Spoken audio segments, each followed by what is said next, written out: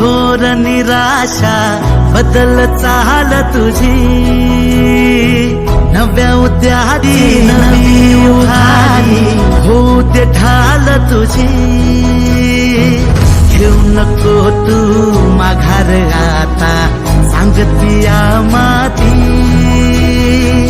उरत पाहू पेरून आशा विकतिला मोठी। रात सरू दे कात इरू दे, पेटवू इथला अंधार, एक जुटीची एक ठिणगी काढून टाकू अंधार।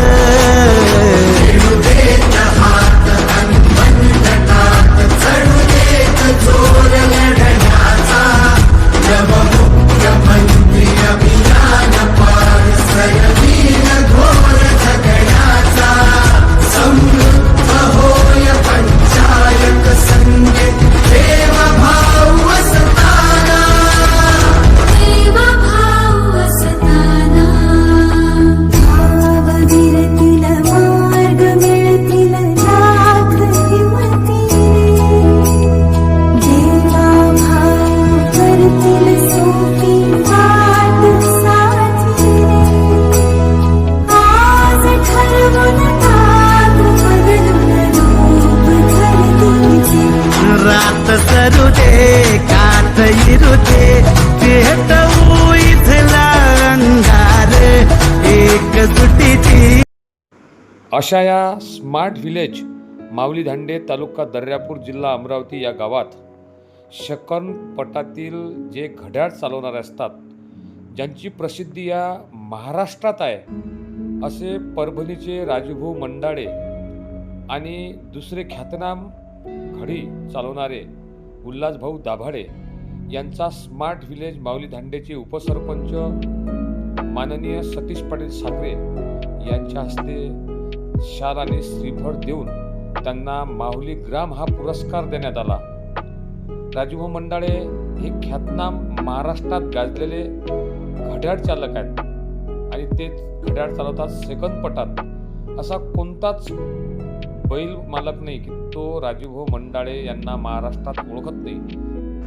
त्यानंतर राजूभाऊचे शिष्य आज ते महाराष्ट्रात त्यांचं 2 नंबरवर राजूभाऊ मंडाळे यांच्या नंतर नाव येते।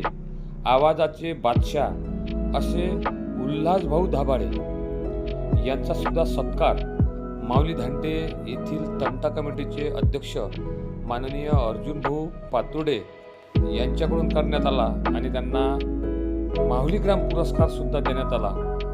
हे आहेत आपल्यासमोर उल्हासभाऊ दाभाडे आणि तंटा कमिटीचे अध्यक्ष माननीय अर्जुनभाऊ पातुर्डे।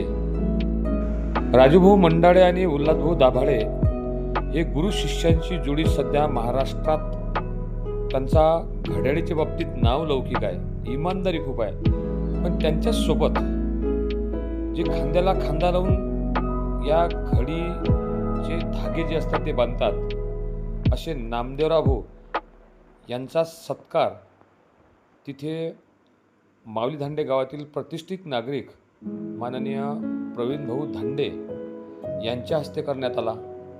खरंच शंकरपट म्हटला की तो सर्वांच्या सहकार्यातून तिथं पार पडत असते। त्यानंतर दुसरे उल्हासभाऊ दाभाडे यांच्यासोबत असलेले पंकज भाऊ यांचा सत्कार कबड्डीपटू जगदीश भाऊ बर्डे यांच्याकडून करण्यात आला।